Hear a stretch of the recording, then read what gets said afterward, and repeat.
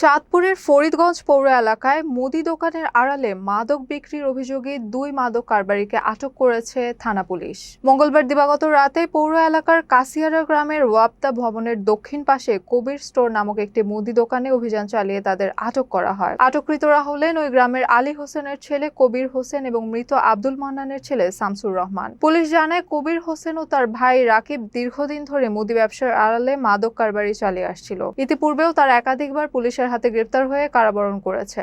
আটক কবিরের বিরুদ্ধে আগের 2টি এবং তার ছোট ভাই রকিবের বিরুদ্ধে 8টি মাদক মামলা রয়েছে। গোপন সংবাদের ভিত্তিতে মঙ্গলবার রাতে ওই দোকানে অভিযান চালিয়ে 13 পিস ইয়াবা ট্যাবলেট সহ তাদের হাতে নাতে আটক করা হয়। ফরিদগঞ্জ থানার ভারপ্রাপ্ত কর্মকর্তা মোহাম্মদ হেলাল উদ্দিন বিষয়টি নিশ্চিত করে জানান, আটককৃতদের বিরুদ্ধে নিয়মিত মাদক মামলা রুজু করে আদালতে সোপর্দ করা হয়েছে এবং মাদকের বিরুদ্ধে পুলিশের এই অভিযান অব্যাহত থাকবে।